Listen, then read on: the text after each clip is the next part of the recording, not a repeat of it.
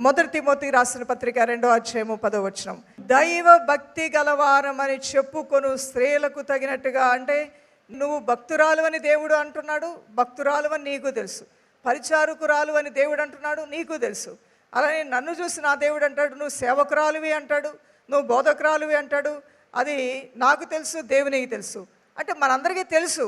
అయినప్పటికీ కూడా నువ్వు పరిచారకురాలువైనా, నువ్వు భక్తురాలువైనా, నువ్వు సేవకురాలువైనా, నువ్వు బోధకురాలువైనా, ఆ చెప్పుకునే ఆ స్థానానికి తగినట్టుగా నువ్వు బతుకుతున్నావా లేదా? పాశ్రమ అనగానే పాశ్రమ అయిపోదు, భక్తురాలు అనగానే భక్తురాలు అయిపోదు అంటుంది ఇక్కడ వాక్యం. నువ్వు భక్తికి తగినటువంటి క్రియలు నీలో ఉన్నాయా? నువ్వు పొందిన అర్హత హోదాకి తగినట్లుగా నువ్వు బ్రతకటం అనేది నువ్వు నేర్చుకున్నావా, అభ్యాసం చేసుకున్నావా అనేది ఇక్కడ ప్రశ్నగా ఉన్నది. ఇక్కడ దైవజనుడు అంటూ ఉన్నాడు, దైవభక్తి గలవారమని చెప్పుకొను స్త్రీలకు తగినట్లుగా. నేను విశ్వాసిని నువ్వు అన్నావంటే, నేను భక్తురాలని అన్నానంటే, నేను పరిచారకురాలని అన్నానంటే, నేను సేవకురాలని అన్నావంటే, అక్కడే నీ యొద్ద నుంచి దేవుడు కోరుకునేవి చాలా ఉంటాయి. అవి నువ్వు ఇవ్వగలుగుతున్నావా? అవి నువ్వు చేయగలుగుతున్నావా? ఆ విధంగా నీ జీవితాన్ని దేవునికి సమర్పించుకొని సువాసనగా ఉండగలుగుతున్నావా? అయితే నీ స్థానము మామూలు స్థానంగా ఉండదు, ఉన్నతమైన స్థానంలో నీ దేవుడు నిన్ను నిలబెడతాడు. ఈ ఒక్క విషయం తెలుసుకునే విషయంలో చాలామంది వైఫల్యం చెప్తూ ఉంటారు. పాశ్రమ అంటారు, నోటి మాట సరిగా ఉండదు, నడవడిక సరిగా ఉండదు, వస్త్రధారణ సరిగా ఉండదు, మాట తీరు సరిగా ఉండదు. అనేక రకాలుగా బలహీనమైన స్వభావంలోంచి బయటికి రాలేనటువంటి దీనస్థితి కలిగినటువంటి వారుగా కొందరు ఉంటూ ఉంటారు. కొంతమంది పరిచారకురాండ్రు వండండి, పెద్దలు వండి అంటుంటారు. కానీ దానికి తగినటువంటి ఔన్నత్యాన్ని, వ్యక్తిత్వాన్ని అలవర్చుకోకుండానే మేము ఆ స్థానంలో ఉన్నామని భ్రమపడుతూ ఉంటారు. భక్తికి తగినటువంటి ఫలాలు నీలో దేవుడు చూడాలని ఆశపడుతున్నాడు. కాబట్టి ఆ ఫలము నీలో ఉంటే చాలా మంచిది. ఆ ఫలము లేనప్పుడు నువ్వు అనుకున్నా ప్రయోజనం లేదు. నేను సేవకురాలను అనుకున్నా, నువ్వు పరిచారకురాలు అనుకున్నా, నువ్వు భక్తురాలు అనుకున్నా ప్రయోజనం లేదని వాక్యం తెలియజేస్తుంది. దేవుని యెడల భయభక్తులు గలవారమని చెప్పుకుంటున్నటువంటి మీరు ఏం కలిగి ఉండాలి? వాక్యంలోకి మనం వెళ్దాం. దైవభక్తి గలవారమని చెప్పుకుని స్త్రీలకు తగినట్లుగా సత్క్రియల చేత మిమ్మల్ని మీరు అలంకరించుకోవాలంటున్నాడు. ఆ సత్క్రియల చేత అలంకరించుకోవడంలో బిజీగా ఉండాలి. మనం ఎవరూ పర్ఫెక్ట్ కాదు. ఒక మనిషి మనలో తప్పు పట్టాలన్నా తప్పు పట్టగలడు, దేవుడు తప్పు పట్టాలన్నా తప్పు పట్టగలడు. తప్పులని సరిదిద్దుకుంటూ మనం సంపూర్ణతలోనికి వెళ్ళటానికి, క్రీస్తు యేసు యొక్క సారూప్యంలోకి వెళ్ళటానికి ప్రయాసపడేవారిగా ఉండాలని దైవవాక్యం తెలియజేస్తుంది. నిన్ను నువ్వు ప్రతిరోజు కూడా అలంకరించుకో. నా భర్త బాగలేదు, నా పిల్లలు బాగలేదు, మా అత్తగారు బాగలేదు, మా కోడలు బాగలేదు అనే విషయానికి ముందుగా అత్తగా నేనేం చేస్తున్నాను, అసలు కోడలుగా నేను నా అత్తగారి విషయంలో నేను ఎలా ఉండాలి, ఏం చేయాలి? సరే, నా భర్త నన్ను తిడుతున్నాడని నేను అనుకుంటున్నాను, కానీ ఒక భార్యగా తిట్టించుకునే పనులు నేను ఏమైనా చేస్తున్నానా? ఆయనకు కోపం రేపే పనులు నేను ఏమైనా చేస్తున్నానా? ఆయన మనస్తాపానికి గురి చేసే పనులు నేను ఏమైనా చేస్తున్నానా? ముసురువాన్లాగా ఎప్పుడు ఆయన నా నోటి మాట చేత గూర్చుతూ, హింసిస్తూ, అవహేళన చేస్తూ నేనేమైనా ప్రవర్తిస్తూ ఉన్నానా అనేది కూడా నువ్వు చూసుకోవడం చాలా ప్రాముఖ్యమైనది. ఆయన ఏమంటున్నాడు, ఇంటోళ్ళు ఏమంటున్నారు అనేది ఒక పక్కన పెడదాం. ఇక్కడ మన పర్ఫెక్షన్ గురించి మనం మాట్లాడుకుంటూ ఉన్నాం. నా వంతుగా నేనేం చేయాలి, ఇతరులు మనకి ఏం చేయాలి అని అనుకుంటామో అది ముందుగా నువ్వు ఇతరులకి చేయమంటున్నాడు యేసు ప్రభువారు. హల్లెలూయా. సో ఈ రోజున ప్రతి ఇంటిలో కూడా ఒక సువాసన ఉన్నది, ఒక వెలుగున్నది, ఒక ఆశీర్వాదం ఉన్నది అన్నట్లుగా నీ జీవితమే 10 మందికి, 10,000 మందికి, సమాజానికి దీవెనకరంగా ఉండాలంటే what I have to do, what are my responsibilities, what to do, what not to do, నేనేం చేయాలి, నేనేం చేయకూడదు, నా బాధ్యతలు ఏంటి, నేను నిర్వర్తించవలసిన కార్యక్రమాలు ఏంటి అనే విషయాల గురించి నిన్ను నువ్వే పదును పెట్టుకోవటం ప్రారంభిస్తే, నిన్ను నువ్వే మార్చుకోవడానికి ప్రయత్నం చేస్తే, నీ యొక్క గుణంలో మార్పులు చేర్పులు తెచ్చుకోగలిగితే, ఆ సహనశీలిగా, ఆ దీర్ఘశాంతము, ఆ వినయము, వినమ్రతకి నీ జీవితంలో ప్రాముఖ్యతనివ్వటం నువ్వు ప్రారంభిస్తే, నేను చెప్తున్నాను దేవుని బిడ్డలారా, నీ ఇల్లంతా కూడా ఒక నూతన వెలుగుతో, సంతోషంతో నింపబడబోతుంది. ఎవరో మారాలని ప్రతి ఒక్కరూ ఆశపడతాం, కానీ ప్రతి ఒక్కరూ ఆలోచించాల్సింది, నేను మార్చుకోవాల్సింది ఏమైనా ఉన్నదా? నన్ను సరిదిద్దే వాళ్ళు, నన్ను దిద్దుబాటు కలిగి ఉండని చెప్పేవాళ్ళు నేను కలిగి ఉన్నానా లేదా? నన్ను గద్దించే వాళ్ళు నేను కలిగి ఉన్నానా లేదా? నన్ను సరిచేసే వాళ్ళు నేను కలిగి ఉన్నానా లేదా అని నువ్వెప్పుడూ కూడా ఆలోచన చేస్తూ ఉండాలి. నిన్ను ప్రేమిస్తున్నాడేమో దేవుడు, నీ ఇంటిని బాగు చేయడానికి వాక్య రూపంలో ఏదైనా దేవుని వాక్యం నీ వద్దకు వచ్చినప్పుడు, నీ క్షేమం కోరే వాళ్ళు నీ శత్రువులు కాదు. ఏదైనా ఒక మంచి మాట చెప్పినప్పుడు రిసీవింగ్ స్పిరిట్ అనేది నీలో ఉండాలి. నువ్వు దాన్ని స్వీకరించగలిగినటువంటి ఆలోచన నువ్వు కలిగి ఉంటే అద్భుతంగా నీ జీవితం ఉంటుంది. అన్నీ చెడాబడా మాట్లాడే, దారిని పోయే దానయ్య మాట్లాడితే వినాల్సిన అవసరం లేదు. కానీ నీ యొక్క జీవితాన్ని గురించి ఎరిగిన వారు, తెలిసిన వారు, నీకన్నా ఒక మెట్టు పైన ఉన్న వాళ్ళు నీతో వచ్చి మాట్లాడినప్పుడు మరి ఆ దిద్దుబాటుని, ఆ ఆలోచనని, ఆ సలహాని తీసుకోవటం నీకెంతైనా ఆశీర్వాదం అని ప్రభు అయిన దేవుడు తెలియజేస్తున్నాడు. ఈ రోజున నా ప్రియ సహోదరి, అద్దంలో నీ ముఖం చూసుకున్నట్లుగా నీ హృదయాన్ని, నీ స్వభావాన్ని కూడా నువ్వు చూసుకుంటూ వెళ్ళినట్లయితే, నిన్ను నీవు పదును పెట్టుకోగలిగితే, నిన్ను నీవు సమర్థవంతురాలుగా చేసుకోగలిగితే, నిన్ను నువ్వు గొప్ప ప్రార్థనా యోధురాలుగా నీ జీవితాన్ని ఒక ఆత్మీయ క్రమశిక్షణతో మార్చుకోగలిగితే, నీ టెంపర్మెంట్స్ని, నీ ఇమోషన్స్ని, నీ భావోద్వేగాల్ని నువ్వు ఆధీనపరుచుకొని స్వాధీనపరచుకోగలిగితే, దేవుని యందు నిరీక్షణ కలిగి ఉండట్లో నిన్ను నువ్వే అభ్యాసం చేసుకోగలిగితే, దేవుని దృష్టికి నువ్వు యోగ్యురాలుగా ఉంటావు, ఘనురాలుగా ఉంటావు. దైవ ఆశీర్వాదములు నీ ఇంట్లో పొంగి పొరలటం ప్రారంభిస్తాయి. హల్లెలూయా. ఈరోజు లైవ్లో వాక్యంటున్న ప్రతి ఒక్కరూ కూడా మీ కుటుంబాలలో మిమ్మల్ని దేవుడు గొప్ప దీవెనకరంగా ఉంచునుగాక. కొంతమంది స్త్రీలు వారు ఏ విధంగా వారి వారి స్వభావాలను అనుసరించి వారు నడుచుకున్నారు, దానివల్ల వారికి కలిగిన మేలు ఏమైనా ఉన్నాయా, కీడు ఏమైనా ఉన్నదా? ఇక్కడ మనం చూస్తే ఆదికాండం 3వ అధ్యాయము 16వ వచనం, ఆదికాండం 3వ అధ్యాయం 6వ వచనంలో హవ్వ ఈవిడ కోరికలు కలిగిన స్త్రీ. ఆవిడ దేవుడిచ్చిన దాంతో సంతృప్తిగా ఉండే మనసు ఆమెకు లేదు. అలానే భర్త విధి విధానాలు చెప్పినప్పుడు దానికి కొట్టిందే తప్ప దానికి లోబడే తత్వము ఆమెకు లేదు. అవ్వకి దేవుడిచ్చినటువంటి ఆనందాన్ని అనుభవించడం కన్నా ఇంకా ఏదో తనకు కావాలనే కోరికలు. దేవుడు తనకిచ్చినటువంటి స్వాతంత్రములు ఆనందించకుండా ఇంకా ఏదో దేవునికి తెలియంది, భర్తకు తెలియంది, నేనే అన్నిటినీ తెలుసుకొని ఇంటిని చక్కబెట్టాలనేటువంటి ఆవేశం, తొందరపడుతున్నాం అవ్వమ్మలో మనం చూడగలుగుతున్నాం. ఆమెకి కొన్ని కోరికలు ఉన్నాయి. ఆ కోరికల గురించి మాట్లాడటానికి సాతాను వచ్చాడు.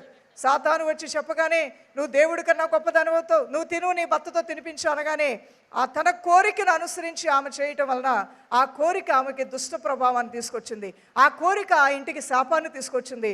ఆ కోరిక మానవాళికే శాపాన్ని తీసుకొచ్చింది.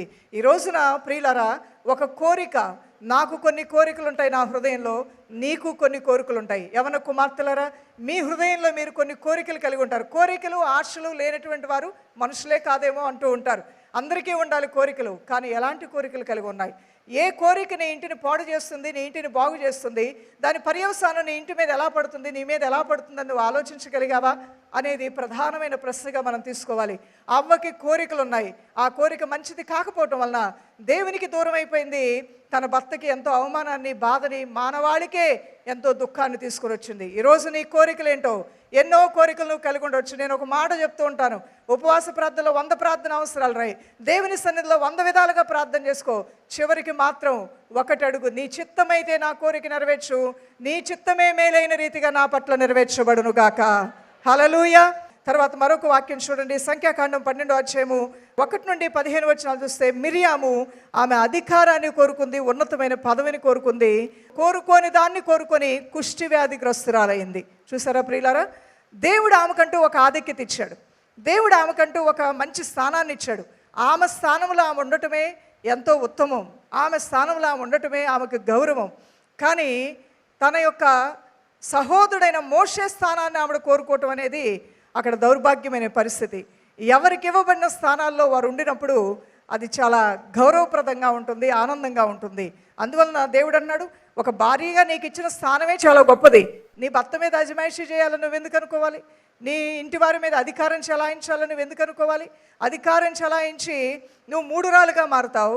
మరి కొంతమంది వారి భర్తలకి అధికారం ఇచ్చి రాజులను చేసి వారు రాణులుగా మారుతారు. ఎలా మారాలో కూడా నీ చేతుల్లోనే ఉందని దైవవాక్యం తెలియజేస్తుంది.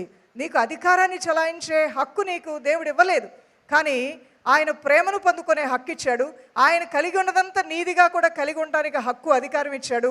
అలానే నీ ఇంట్లో నువ్వు స్వాతంత్రంగా నువ్వు మాట్లాడటానికి, నీ అభిప్రాయాలు తెలియజేయడానికి, స్వాతంత్రంగా అన్ని పనులు చక్కబెట్టడానికి అధికారం నీకు ఇచ్చాడు. అంతకు మించి ఆయన పూర్తిగా నాకు లోబడాలి, ఆయన మొత్తం నేను చెప్పిందే వినాలి, నేను చెప్పిందే చేయాలని ఆ తత్వం అనేది మంచిది కాదేమో. ఎందుకంటే మిరియాము అది కోరుకుంది. మోషేనే అయినా దేవుడి చేత ఏర్పాటు చేయబడినవాడు, నేను కాదా? ఎప్పుడైతే నువ్వు అలా అనుకుంటావో అక్కడే సాతాను నిన్ను శోధించడం ప్రారంభిస్తాడు. ఆయనే నా సేవకుడు, నేను సేవకుడు కాదా? ఆమె నా సేవకురాలు, నేను కాదా అనే ఆలోచనలో మనం వెళ్లకుండా ఉండటం అందరికీ ఉత్తమమైనటువంటిది. మిర్యాములో పుట్టినటువంటి ఈ ఆలోచన అనేక మంది ఆమె చుట్టూ ఉన్నవారు ఆమెని పొగిడి పాడు చేశారని చెప్పాలి. ఆమెకు లేని ఆలోచనలు కూడా వారు పుట్టించారని చెప్పాలి. మిరియాము మనసులో కోరుకోవటమే కాకుండా తన సహోదరి మీద గొడవ పడ్డది. ఏంటా గొడవ అంటే, నీకు ఉన్న స్థానం నాకు ఎందుకు ఉండకూడదు, నీకున్న పదవి నాకెందుకు ఉండకూడదు అంటే మోషే అన్నాడు, అమ్మ నీవు చేయగలిగి నువ్వు చేస్తావు, నువ్వు చేసే పని నేను చేయలేను నా సహోదరి, నేను చేసే పని నువ్వు చేయలేవు.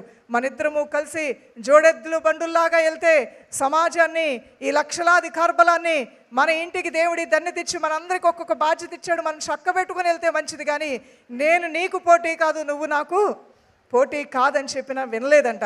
వెంటనే దేవాతి దేవుడు వచ్చాడు అక్కడికి. ఆయన కోపము రగులుకొనగా మిరియాముకు కుష్ఠవ్యాధి వచ్చింది. యేసయ్య కోపము రగులుకుంటే ప్రియులారా అక్కడ నష్టమే కలుగుతుంది.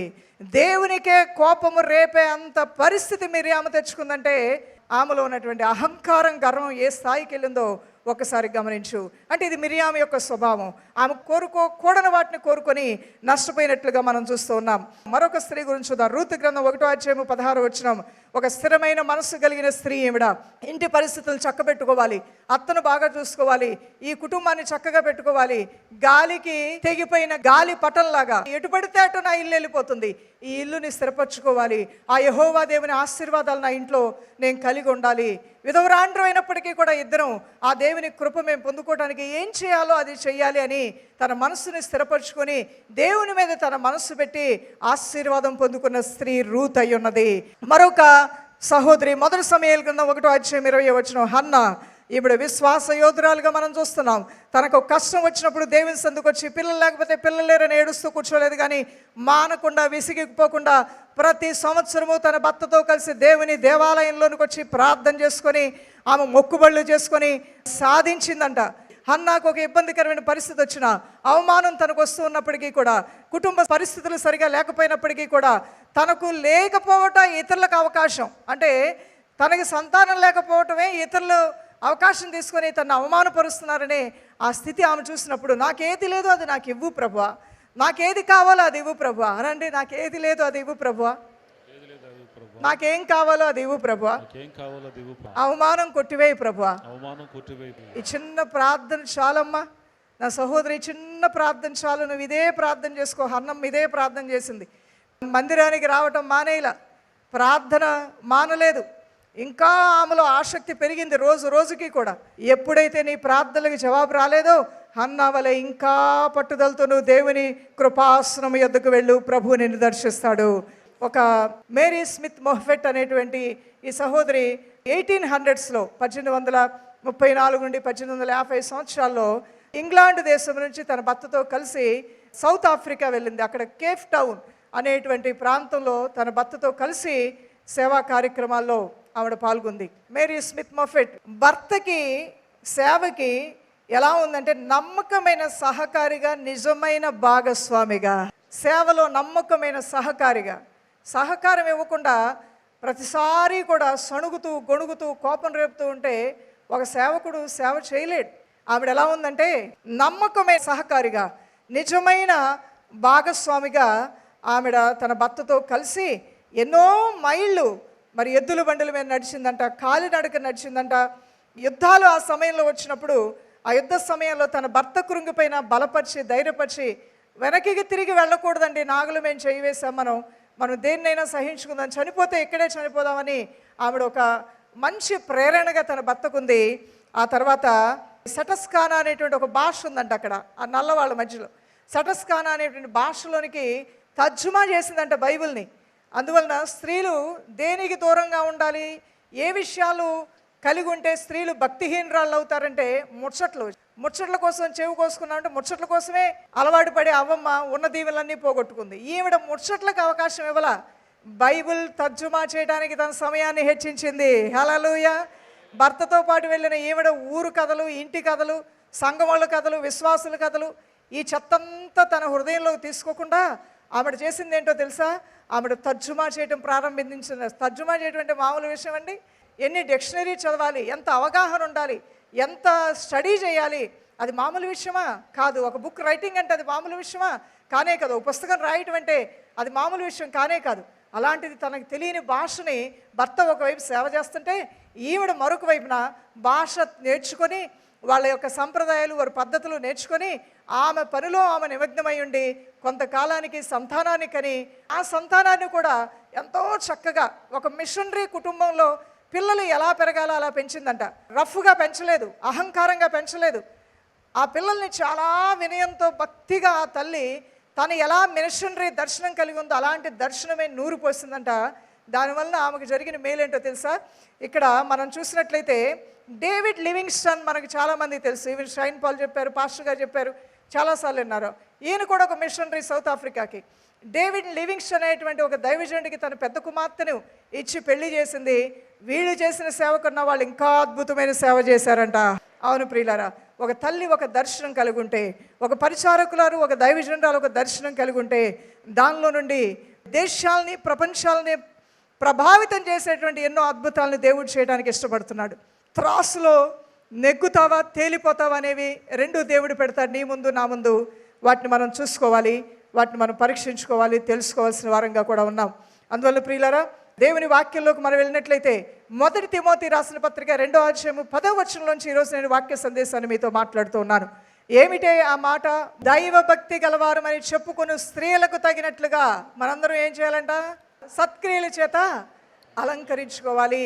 ఆ అలంకరణ హవ్వ కలిగి ఉందా, మిరియాము కలిగి ఉందా, రూతు కలిగి ఉన్నదా, హన్నా కలిగి ఉన్నదా అనే విషయాన్ని మనం పరీక్షించుకుంటూ ఉన్నాం. ఆ తర్వాత 1 సమూయేలు గ్రంథం 25వ అధ్యాయము 18-19 వచనాలు. అబీగయేలు ఈమెడ ముందు చూపు కలిగిన స్త్రీ, ఆలోచన కలిగిన స్త్రీ, ఇంటి మీదకి గొడవలు రాకుండా తన ఇంటిని కాపాడుకుంది అబీగయేలు. అలానే షూనేమీరాలు 2 రాజుల గ్రంథం 4వ అధ్యాయము 8-10 వచనాలు. అతిథి సత్కార్యములు కలిగిన స్త్రీ, దైవజనులను గౌరవించే గణపరిచే మనస్సు కలిగిన స్త్రీ, దేవుని కార్యాలని గౌరవించిన స్త్రీగా ఉన్నాం. అలానే ఎస్తేరు గ్రంథం 4వ అధ్యాయము 16వ వచనము, స్వయంగా తనను తాను త్యాగం చేసుకున్న స్త్రీ ఈవిడ. అలానే లూకాసు వార్త 1వ అధ్యాయం 43వ వచనం, ఎలిజబెత్ వినయ మనస్సు కలిగి దేవుని చిత్తానికి అప్పగించుకున్న స్త్రీగా ఉన్నది. అలానే లూకాసు వార్త 1వ అధ్యాయము 30-33 వచనాలు.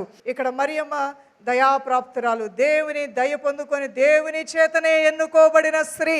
హల్లెలూయా! దేవుని చేత ఎన్నుకోబడుట అంటే అది మామూలు విషయం కాదండి. ఆ దూత లోపలికి వచ్చి ఆమెను చూచి దయాప్రాప్తురాలా, నీకు శుభము, ప్రభువు నీకు తోడై ఉన్నాడని చెప్పను.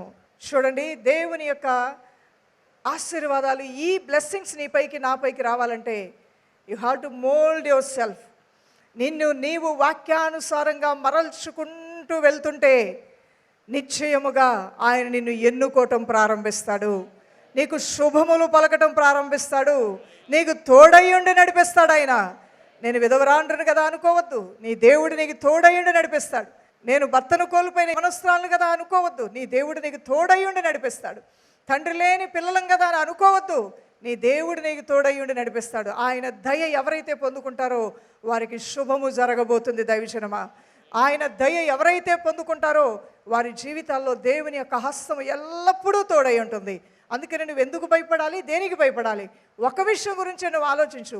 వాక్యపు వెలుగులో నేను వింటున్న దానిని నా జీవితంలో అవలంబించుకునేటువంటి ఆ జ్ఞానం నాకు దయచే ప్రభువా, ఆ రీతిగా నన్ను మార్చు ప్రభువా. నువ్వు ప్రార్థన చేసుకుంటూ ఆ రీతిగా నువ్వు జీవించడం ప్రారంభిస్తే శుభముల తర్వాత శుభములు నిన్ను వెంబడిస్తాయి, ఆశీర్వాదముల తర్వాత ఆశీర్వాదములు నిన్ను వెంబడిస్తాయి. నీ యొక్క జీవితంలో దైవ ప్రత్యక్షతలు అన్ని మేలుకరంగా నువ్వు చూడగలుగుతావు. అందువల్లనే ప్రియులారా, ఒక భక్తి కలిగిన ఉత్తమమైన స్త్రీకి ఉండవలసిన లక్షణాలు కూడా ఇక్కడ మనం తెలుసుకోవాల్సిన ఆవశ్యకత ఉంది. దెబోరా ఒక మంచి నాయకురాలని చెప్పొచ్చు. నాయకత్వ లక్షణాలు ఉన్నాయి. ఆవిడ నాయకత్వ లక్షణాలతో రాజులతో పాటు వెళ్ళి ఆమె రాజ్యాలకి కూడా గెలుపివ్వటానికి దేవుడు ఇవన్నీ వాడుకున్నాడు. అంటే ఒక విజయము, ఒక జయము, ఒక గెలుపు నీ ఇంటికి నువ్వు తీసుకొని రాగలవు యేసు నామములో. దేవుడు నీకు ఇచ్చిన నాయకత్వాన్ని నువ్వు సరైన రీతిలో, సక్రమైన రీతిలో ఒక తల్లిగానో, ఒక భార్యగానో, ఒక కోడలుగానో, ఒక అత్తగానో సరైన విధానంలో నువ్వు తీసుకుని వెళ్ళగలిగితే జయము నీ ఇంటికి రాబోతుంది. నువ్వు చేపట్టిన, నువ్వు తలపెట్టిన ప్రతి పనిలో దేవుడు నీకు తోడై ఉంటారు. దెబోరా మనలాంటి స్త్రీ కాదా? ఆవిడ ఒక అభిషిక్తురాలుగా, ప్రార్థనాపరురాలుగా ఆవిడ ఉండి ఒక మంచి ఆలోచనలు ఇచ్చే ఒక ప్రవక్తగా ఆమె ఉండి రాజ్యాలు, దేశాల యొక్క జయాలకి ఆమె దైవ సహాయంతో కారకురాలైంది. ఈరోజు నీ చిన్న ఇంటికి నువ్వు జయం పదంలో నడిపించుకోలేవా? ఈరోజు నీకు ఇచ్చిన 2 బిడ్డల్ని దేవుని భక్తిలో జయం పదంలో నువ్వు నడిపించుకోలేవా? నా ఇల్లు నాకు భారంగా మారిందని ఎందుకు అనుకుంటున్నావు? నా పిల్లలు నాకు భారంగా మారారని ఎందుకు అనుకుంటున్నావు? నా భర్త నాకు భారంగా మారాడని ఎందుకు అనుకున్నావు? నిజంగా వాళ్ళు భారమే, కాదంటలేదు. కానీ నీ దేవుడు నీ పక్షముగా ఉన్నాడు. భారభరితమైన ప్రతి స్థితిని నీ జీవితంలోంచి ఏరులతో సహా యేసయ్య పెకిలించి వేయనుగాక. దెబోరా తనకిచ్చినటువంటి బాధ్యతని భారంగా అనుకోలేదు. దేవుని సహాయం వల్ల శత్రువుల్ని జయిస్తాననుకుని ముందుకు వెళ్ళింది.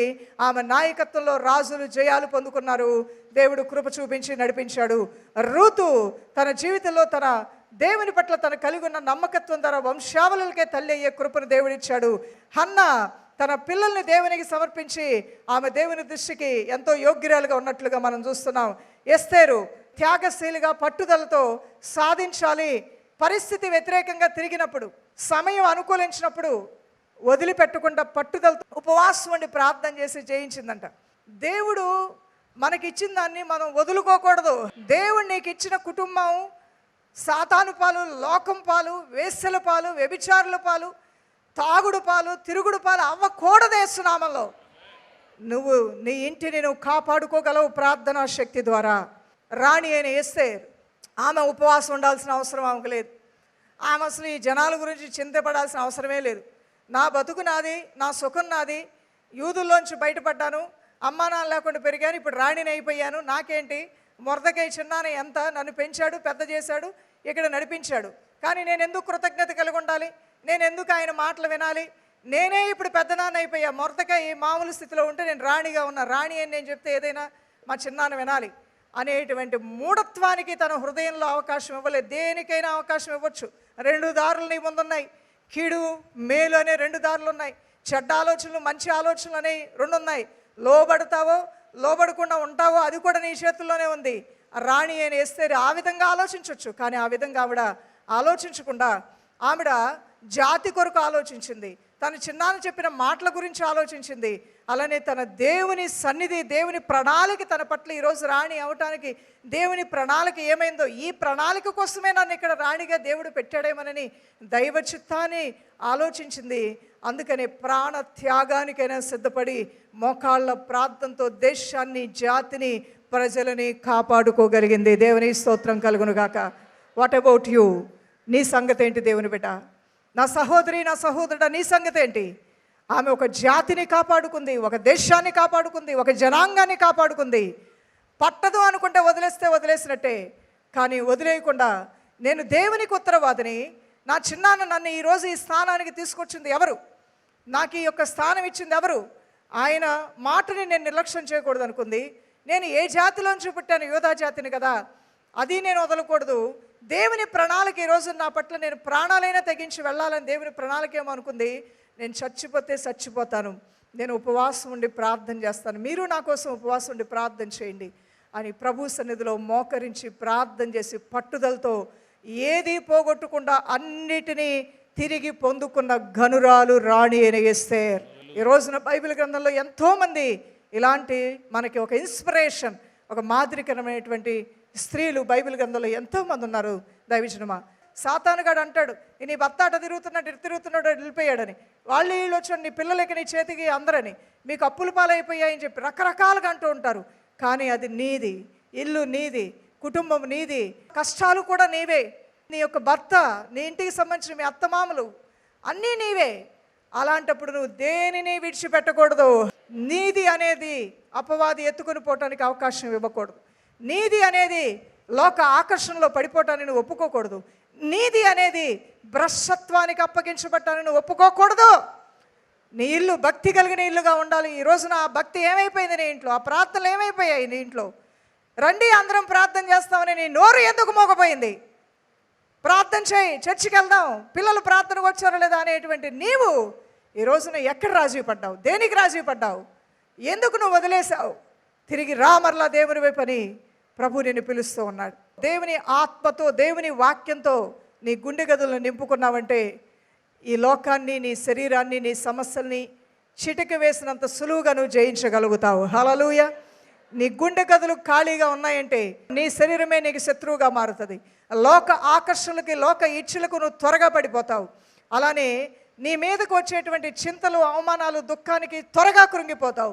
త్వరగా కృంగిపోతావు, త్వరగా పడిపోతావు, త్వరగా ఆకర్షింపబడతావు, త్వరగా పాపంలో పడిపోతావు. ఈ ప్రమాదాల నుంచి నిన్ను బయట పడగలిగిన శక్తి నీ అంతరంగంలో ఉన్న నీ ఆత్మకు మాత్రమే ఉన్నది దేవుని బిడ్డ. అందుకని ఆత్మలో బలము పొందుకున్నవారు, ఆత్మలో శక్తి పొందుకున్నవారు అన్ని విషయాల్లో దీవించబడతారు. ఆత్మలో బలం పొందుకోవడానికి వాక్యముతో నీ హృదయాన్ని నింపుతున్నావా? ప్రార్థనతో నీ హృదయాన్ని నింపుతున్నావా? దేవుని గద్దింపులతో నీ హృదయాన్ని నింపుతున్నావా? దేవుడు ఇచ్చినటువంటి వయస్సుని, సమయాన్ని వృధా చేయకుండా, అపవిత్రమైన వాటికి కొన్నిటికి మొహమాటం లేకుండా నో అని చెప్పగలుగుతున్నావా? కొన్నిటికి ఎస్ అని చెప్పగలుగుతున్నావా?